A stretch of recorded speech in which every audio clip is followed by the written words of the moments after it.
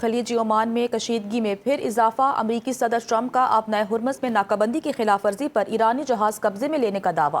Social media کے web site truth پر بیان میں امریکی صدر نے کہا کہ ایرانی پرچم بردار مال بردار جہاز توشکا کو امریکی بحریہ کے گائیڈڈ میزائل ڈسٹرائر نے روکا۔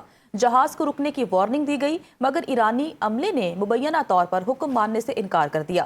امریکی موقف کے مطابق بحریہ نے کارروائی کرتے ہوئے جہاز کے انجن روم کو نشانہ بنا کر اسے روک دیا، جس کے بعد جہاز امریکی میرینز کے قبضے میں لے لیا گیا۔ ڈونلڈ ٹرمپ کا کہنا ہے کہ تقریباً 900 فیٹ طویل پہ جہاز غیر معمولی طور پر بڑا ہے اور اب امریکی حکام اس بات کا جائزہ لے رہے ہیں کہ جہاز میں کیا موجود ہے۔ امریکی سینٹ کام نے ایرانی جہاز پر حملے کی ویڈیو جاری کر دی۔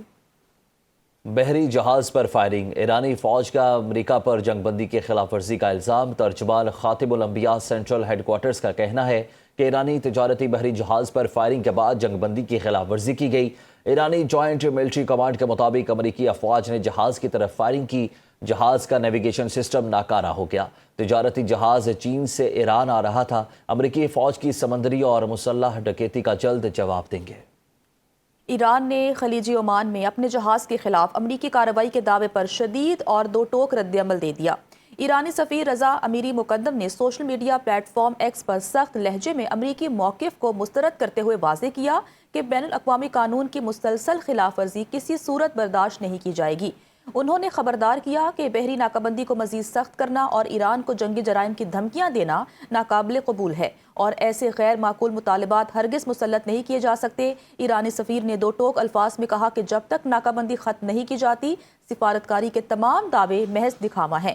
ان کے مطابق موجودہ امریکی اقدامات خطے کو خطرناک کشیدگی کی طرف دھکیل رہے ہیں اور حالات مزید بگڑنے کا خدشہ بڑھ رہا ہے۔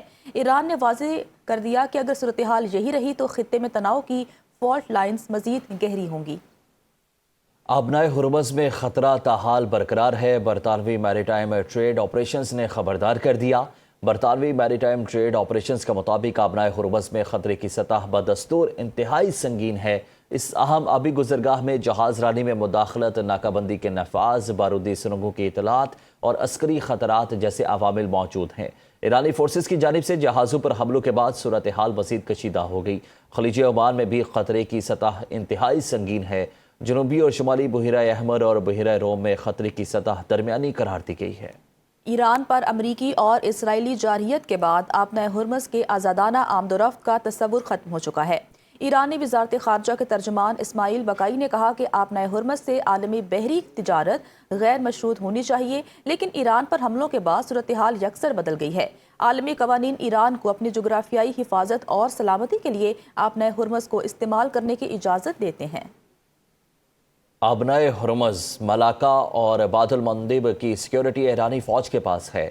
کسی بھی شرارت کا سخت جواب دیا جائے گا۔ ایرانی سپریم لیڈر کے مشیر علی اکبر ولایتی نے کہا کہ سمندر پار سے سیکیورٹی مسلط کرنے کا دور ختم ہو چکا۔